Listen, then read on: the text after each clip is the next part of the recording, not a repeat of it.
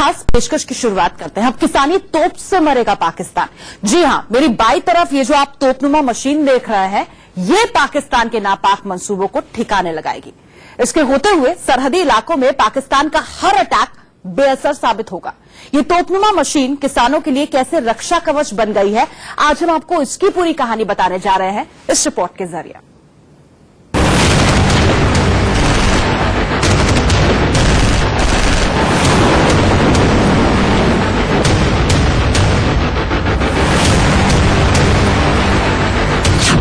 नापाक गोलाबारी से छलनी छलनी बॉर्डर,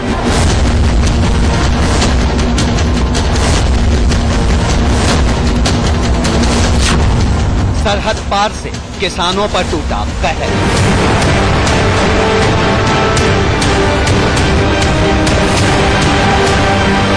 हमारे घर में पड़ा है, गाय भी दो जख्मी हुई है, एक गाय मर गई है। बंजर होगा हाफिज का आतंकिस्तान।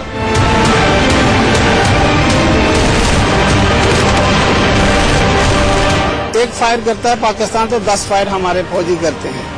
बराबर की टक्कर है और उससे ज्यादा फायरिंग हो रही है, ऐसी बात नहीं है। वहां पर कितना नुकसान हो रहा है वो हमें पता नहीं है। अब किसानी तोप से मरेगा पाकिस्तान।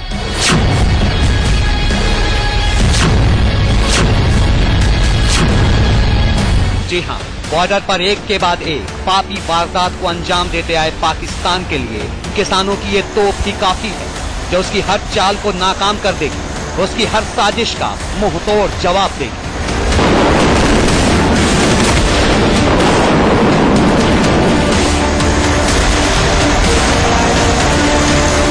अब पाकिस्तान गोले बरसाता रह जाएगा, गोलियां मोर्टार चलाता रह जाएगा, पर सरहद पर बसने वाले किसानों का बाल भी बांका नहीं होगा। इस किसानी तोप के आगे पाकिस्तान का हर मंसूबा पस्त हो जाएगा। क्या है ये किसानी तोप और मुसीबत के इस वक्त ये कैसे ढाल बनकर किसानों की हिफाजत कर रही है, इसके बारे में बताने से पहले आपके लिए ये जानना बेहद जरूरी है कि पाकिस्तान के पाप का घड़ा भरकर कैसे फूटने की कगार पर पहुंच गया है।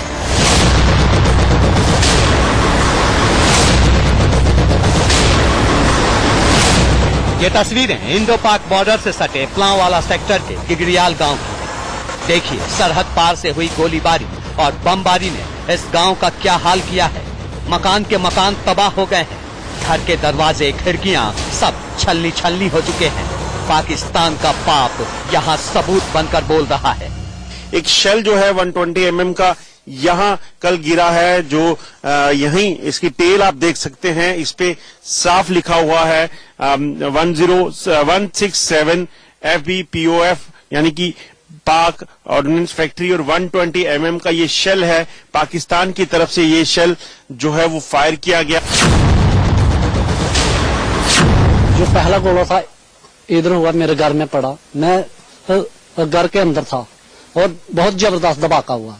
मैंने बोला शायद मेरे छोटे छोटे बच्चे हैं, मैं बच्चे को लेकर भाग गया, स्टोर में चला गया और कोई 1.5 घंटा मेरे मकान के अंदर ही दूंगा ही रहा।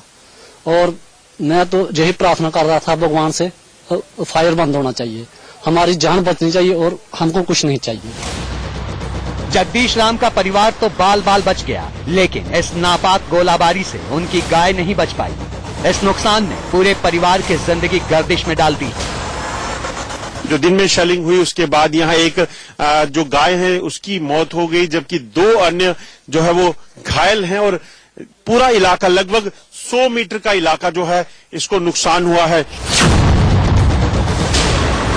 सर यहाँ खून ही खून था गाय का, और एक तो हमने दबा दी बच्ची छोटी सी जो थी, तो ये पार भी गोले पहुंच गए, इसके सेल हैं जो दूर तक गया है। अब डर लग रहा है कहीं ना, डर तो बहुत है सर, क्या करें। बर्बादी की ये तहला देने वाली कहानी किसी एक घर या किसी एक गांव की नहीं है। प्लांवाला सेक्टर में 22 ऐसे गांव हैं जहां पाकिस्तान से हुई गोलाबारी ने तबाही मचाई है। जरा इस घर की हालत देखिए, नापाक फायरिंग से पूरा घर छलनी छलनी हो चुका है, दरवाजे खिड़कियां सब तहस नहस। घर के अंदर फर्श पर बिखरे कांच के ये टुकड़े देखिए, ये मोटार देखिए, इस टूटी फूटी खिड़की से झांकती इस महिला की बेबसी देखिए। तो पता ही नहीं चला क्या हुआ क्या नहीं हुआ। हमारे घर में पड़ा है, गाय भी 2 जख्मी हुई है, एक गाय मर गई है। हमारा तो सब कुछ इसी पर ही तो है।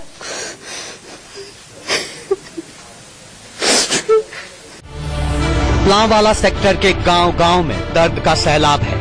इंडिया न्यूज ने घर घर जाकर पाकिस्तान के बेरहम हमले की तस्वीर अपने कैमरे में कैद की। देखिए बॉर्डर पार से इस गांव में गिरे तबाही के ये सामान, जिसने किसानों के खेत खलिहानों से लेकर घरों तक कोहराम मचा दिया। जब ये शेल गिरता है आप देखेंगे लगभग 3 फीट बड़ा जो है गड्ढा इस इलाके में हो गया और यहीं से जो है ये सामने जो 7 घर था, इस घर के बिल्कुल पीछे ये धमाका हुआ। अब दीवार आप देखेंगे तो दीवार जो है वो पूरी दीवार पर स्प्लिंटर जो है वो लगे हुए हैं और पूरा का पूरा जो ये इलाका है इस वक्त दहशत में है। मैं तो खेत में गया था वो फसल काटने के लिए, तो यकदम एक आटी का फायर गिरा, मेरे पास ही गिरा। तो हम भाग के घर में आ गए, एक जहाँ पे पड़ा हुआ सामने, तो पाकिस्तान ने बहुत ही तंग करके रखा है। बॉर्डर पार से हुई बमबारी के बाद प्लांवाला सेक्टर के दर्जनों गांवों में फिलहाल दहशत है। लोग अपना घर बार छोड़कर पलायन कर रहे हैं। मवेशी और लोगों का फसल बहुत बर्बाद हुआ, मकान बर्बाद हुए हैं उससे, और भारी मात्रा में नुकसान हुआ और लोग अपने घर छोड़कर जहाँ से खोड़ चले गए। कोई हालात से मजबूर है तो कोई अपनी हालत से लाचार।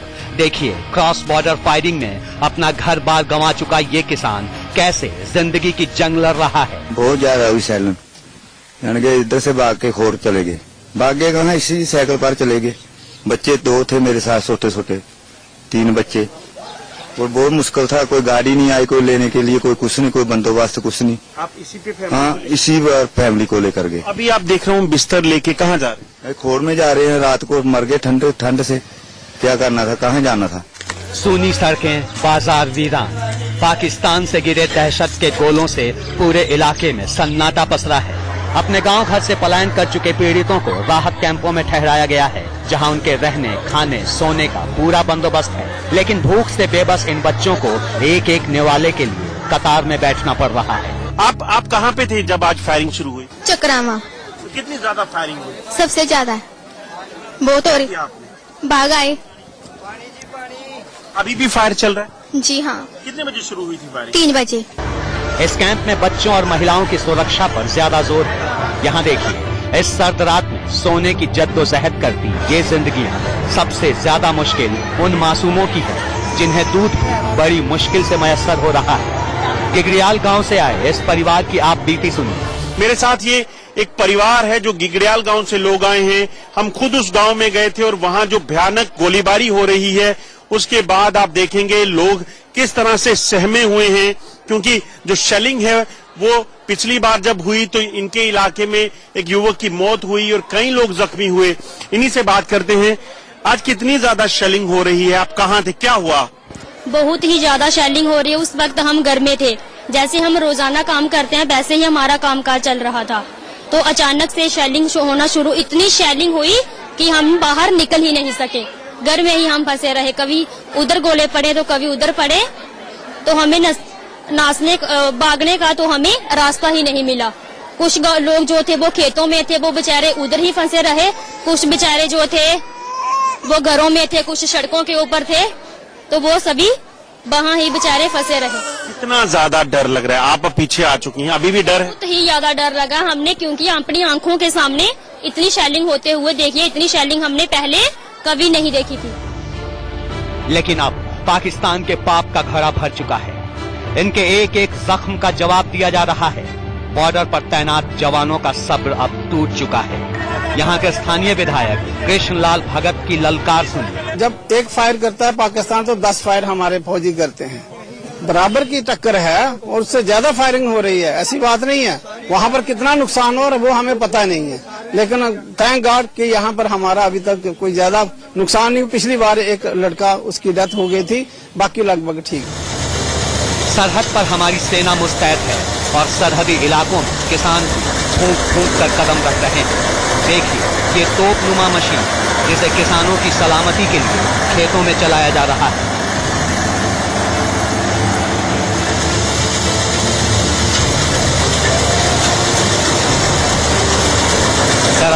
ये कंबाइंड हार्वेस्टर जिससे खेतों में खड़ी धान की फसल काटी जा रही है। ऐसा इसलिए ताकि अगर सीमा पार से फायरिंग या गोलाबारी हो तो उससे किसानों की जान को कोई खतरा न हो। यहाँ अगर आप देखेंगे तो ये गांव के लोगों ने अभी कुछ ही दिनों से ये जो फसल थी अपनी चावल की फसल बासमती की वो काटने का काम शुरू किया था। इस कंबाइंड हार्वेस्टर की जरूरत और खूबियों के बारे में तफसील से बताएंगे। साथ ही बारी बारी से सरहदी इलाकों में बसे गांवों की भी हर तस्वीर आपके सामने रखेंगे। बने रहिए हमारे साथ। Ajay Jandial, Planwala sector, Jammu, India news. Combine harvester की मदद से बॉर्डर पर फंसे किसान न सिर्फ अपने फसलों की कटाई कर रहे हैं बल्कि इसकी आड़ में क्रॉस बॉर्डर फायरिंग से भी काफी हद तक वो खुद को महफूज महसूस कर रहे हैं। किसानों के लिए कितने काम का है कंबाइंड हार्वेस्टर, ये भी हम आपको बताएंगे, लेकिन उससे पहले प्लांवाला सेक्टर में पाकिस्तान के पाप का एक और सबूत आपको दिखाते हैं। इंडिया न्यूज की टीम इस वक्त गिगड़ियाल गांव में पहुंची है। ये गांव बिल्कुल बॉर्डर के साथ सटा हुआ गांव है और यहाँ जो पगल पाकिस्तान की तरफ से शेलिंग हुई है उसके बाद का आप नजारा देखेंगे।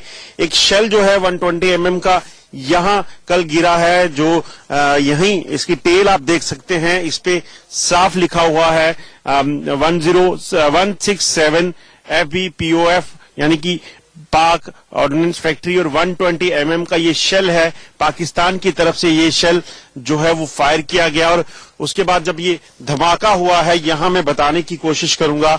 आप देखेंगे यहाँ एक कमरा जो था ये बिल्कुल ध्वस्त हो गया है, नीचे जो है वो बिल्कुल जमीन पे आ गया है और उसके बाद साथ ही यहाँ पे जानवर जो हैं आपको बताऊं यहाँ पे बंधे हुए थे और इस जो दिन में शेलिंग हुई उसके बाद यहाँ एक जो गाय है उसकी मौत हो गई, जबकि 2 अन्य जो है वो घायल हैं और पूरा इलाका लगभग 100 मीटर का इलाका जो है इसको नुकसान हुआ है। लोहे की शीट्स आपको बताने की कोशिश करता हूं। यहां आप देखेंगे ये लोहे का गेट जो है इसको जो छर्रे लगे हैं इसने पूरे के पूरे आसपास के इलाके को जो है वो कहीं ना कहीं नुकसान पहुंचाया है और दहशत इस घर के अंदर इस वक्त इतनी है कि जो लोग इस घर में थे उस वक्त उन्हें शायद ऐसा महसूस हुआ होगा कि इस शेल के धमाके के बाद कि शायद उनका मकान जो है वो बचा है या नहीं। मेरे साथ यहाँ इसी घर के मालिक हैं। कब हुआ था ये शेल, कब गिरा और कहाँ थे आप? सर जो 2:30 बजे हुआ था। पहला जो पहला गोला था इधर हुआ, मेरे घर में पड़ा। मैं घर के अंदर था और बहुत जबरदस्त धमाका हुआ। मैंने बोला शायद मेरे छोटे छोटे बच्चे हैं, मैं बच्चे को लेकर भाग गया, स्टोर में चला गया और कोई 1.5 घंटा मेरे मकान के अंदर ही दूंगा ही रहा। और मैं तो यही प्रार्थना कर रहा था भगवान से, फायर बंद होना चाहिए, हमारी जान बचनी चाहिए और हमको कुछ नहीं चाहिए। ये कितना आपका ये कमरा है, ये नुकसान हुआ, क्या क्या और नुकसान हुआ? मेरा कम से कम सर जी को 2-2.5 लाख का नुकसान हुआ है। जो मेरे 2 गाय है ना वो 30-35 हजार की एक गौ है। एक 12 लीटर दूध देती है, उसकी पूछ नहीं रही, उसको स्प्लेंडर लगे हुए हैं। जो उसकी एक छोटी सी बछड़ी थी वो 6 महीने की, वो मर गई है, उसको मैंने दफना दिया है। और मेरे छोटे बच्चे अंदर थे स्टोर में और जो मेरे शीशे टूट गया, फ्लैश और बाथरूम भी टूट गया है। अभी तक एडमिनिस्ट्रेशन का कोई भी नहीं आया हुआ है। आपको बताऊं कल फायरिंग जब 2 बजे शुरू हुई उसके बाद जो है ये नुकसान हुआ और अब लगभग 24 घंटे बीत गए हैं, दूसरा दिन है। आप देखेंगे ये जो यहाँ इस मकान के टूटने के बाद जो मलबा है वो यहाँ पड़ा हुआ है। आसपास के लोग यहाँ पर इनका पता करने आए हैं। आप जब पहुंचे आपने क्या देखा यहाँ पे? सर यहाँ खून ही खून था गाय का और एक तो हमने दबा दी बच्ची छोटी सी जो थी, तो ये पार भी गोले पहुंच गए, इसके सेल हैं जो दूर तक गया है। डर लग रहा है कहीं ना? डर तो बहुत है सर, क्या करें। और आप समझ सकते हैं इस तरह की आर्टिलरी फायर जो है वो पाकिस्तान ग्रामीणों के खिलाफ जो है इस्तेमाल कर रहा है और कहीं ना कहीं अपनी ताकत बताने की कोशिश की जा रही है। मगर आपको बताऊं भारतीय सेना भी इनका मुंहतोड़ जवाब दे रही है। लोगों को निराशा ये है कि इस दुख की घड़ी में, इन परेशानियों के जो है वक्त में भी यहाँ कोई भी जो एडमिनिस्ट्रेशन से है, सिविल एडमिनिस्ट्रेशन का, वो नहीं पहुंचा है। नीरज कुमार के साथ Ajay Jandial, India news, Planwala sector, गिगड़ियाल गांव। रिपोर्ट अभी हमने आपको दिखाई। सरहद पार से हुई गोलीबारी से प्लांवाला सेक्टर के करीब 2 दर्जन गांव पूरी तरह से प्रभावित नजर आ रहे हैं। मकान के मकान तबाह हो गए हैं। खेत खलिहानों में भी खौफ का सन्नाटा पसरा हुआ है। विस्तार से चुनौती को समझने के लिए दिखाते हैं आपको ये रिपोर्ट। हम इस समय प्लांवाला सेक्टर के फॉरवर्ड इलाके में पहुंचे हैं। इस इलाके का नाम नहीं बताऊंगा क्योंकि सिक्योरिटी पॉइंट ऑफ व्यू से कहीं ना कहीं यहां फिर जो है वो नुकसान हो सकता है। अब ये देखेंगे पीछे ये जो पोल लगे हैं, इन पोल पे लगी तारें जो हैं इस शेलिंग से टूट गई हैं और यहां से सिर्फ चंद मीटर की दूरी पर जो है वो बॉर्डर का जो इलाका पड़ता है, पाकिस्तान का जो इलाका शुरू हो जाता है। सामने आप देखेंगे तो यहाँ पर जो डिफेंस है वो है जिसके आगे जो है वो थोड़ी दूरी पर जो है वो जीरो लाइन का इलाका शुरू हो जाता है। यही आपको बताऊं जिस जगह हम खड़े हैं इस जगह रात को जो है 4 मोटार शेल जो है वो पाकिस्तान की तरफ से, मोटार नहीं कि बल्कि आर्टिलरी के शेल गिरे हैं और जब ये शेल गिरता है आप देखेंगे लगभग 3 फीट बड़ा जो है गड्ढा इस इलाके में हो गया और यहीं से जो है ये सामने जो 7 घर था इस घर के बिल्कुल पीछे ये धमाका हुआ। दीवार आप देखेंगे तो दीवार जो है वो पूरी दीवार पर स्प्लिंटर जो है वो लगे हुए हैं और पूरा का पूरा जो ये इलाका है इस वक्त दहशत में है क्योंकि पूरे दिन के उजाले में जो है वो पाकिस्तान की तरफ से ये शेलिंग जो है वो की गई। मेरे साथ कुछ स्थानीय लोग हैं जो उस वक्त यहाँ पे थे। क्या हाल जो है उस वक्त इनका हुआ, जब फायरिंग हुई कितनी ज्यादा फायरिंग थी और आप लोग क्या कर रहे थे उस वक्त? हमने तो खेत में गया था वो फसल काटने के लिए, तो यकदम एक आटी का फायर गिरा, मेरे पास ही गिरा। तो हम भाग के घर में आ गए, एक जहाँ पे पड़ा हुआ सामने। तो पाकिस्तान ने बहुत ही तंग करके रखा है, तो हमारी सेना ने भी बहुत तंग किया, कल उनका बहुत ही नुकसान किया है। तो आरटी ने भी बहुत फायर किया है, बाकी लोग बहुत परेशान हैं। गायें, कुछ गाय मर गई है, कोई एक जख्मी हो गई गाय। अब आप यहाँ जो है आपका घर यहाँ साथ है, जब फायरिंग होती है तो किस तरह से उस वक्त जो टाइम आपका वो बीतता है, क्या लगता है उस वक्त क्या हाल होगा? उस टाइम में भाग जाते हैं, फायर इसलिए आता है तो भाग जाते हैं। क्या सेलिंग बहुत होती है। ये जब फायरिंग पाकिस्तान करता है, सिविलियंस को निशाना बनाता है, तो उस वक्त क्या लगता है कि अब क्या होगा, जैसे जंग जैसे हालात होते हैं? हाँ बिल्कुल भाई, जंग जैसे हालात रहते हैं। फिर हम घर पे ही रहते हैं, घर से बाहर निकलने का कोई मन नहीं करता है। अगर बाहर निकले तो गोली लगने का डर रहता है, तो पूरा परिवार अंदर ही रहते हैं, बाहर निकलने का कोई जरिया नहीं रहता है। अब आप समझ सकते हैं क्योंकि जिस तरह से पाकिस्तान की तरफ से फायरिंग होती है, सिविलियंस को निशाना बनाया जाता है, इन लोगों का जीना दुश्वार जो है वो इस फायरिंग की वजह से हो चुका है। लगभग 1.5 महीने से ये लोग अपने घरों से बेघर हैं। कल कई दिनों के बाद इस गांव में रौनक लौटी थी जो आज एक बार फिर से खत्म हो गई और ये लोग फिर अपने घरों से पीछे जाने पर मजबूर हो गए। नीरज कुमार के साथ Ajay Jandial, India news, LOC। तो हालात बेहद खराब है। प्लांवाला सेक्टर से पलायन तेज हो रहा है, लेकिन यहां रहने वाले ज्यादातर लोग अभी भी अपने खेत खलिहानों में डटे हुए हैं। दिखाते हैं आपको यहां के किसान कैसे अपने फसलों की कटाई कर रहे हैं।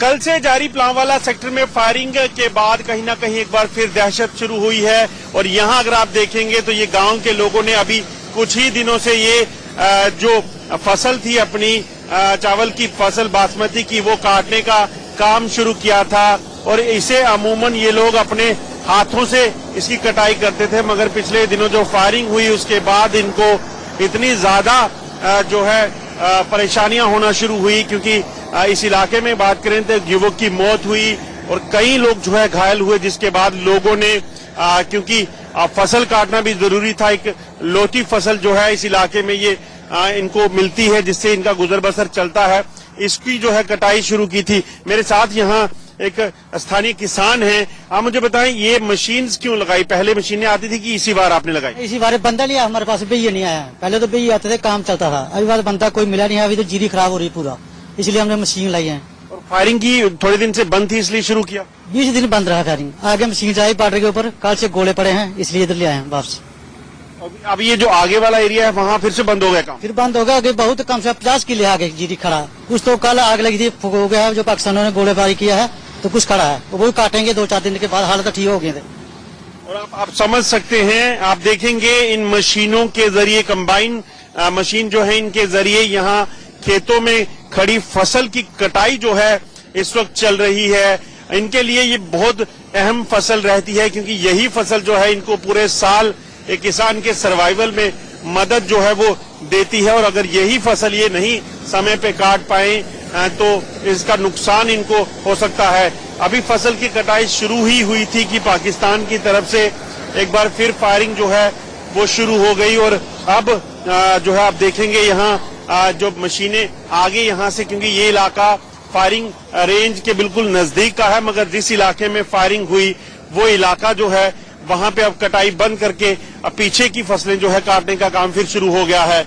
नीरज कुमार के साथ अजय जरियाल, इंडिया न्यूज, गिगड़ियाल विलेज, प्लांवाला सेक्टर। चलिए, राहत की बात फिलहाल यही है कि किसानों के हाथ में आ गया ये ब्रह्मास्त्र और अब इस ब्रह्मास्त्र से हारेगा पाकिस्तान। और उसी के साथ इस खास पेशकश में फिलहाल इतना ही। मुझे दीजिए इजाजत। लेकिन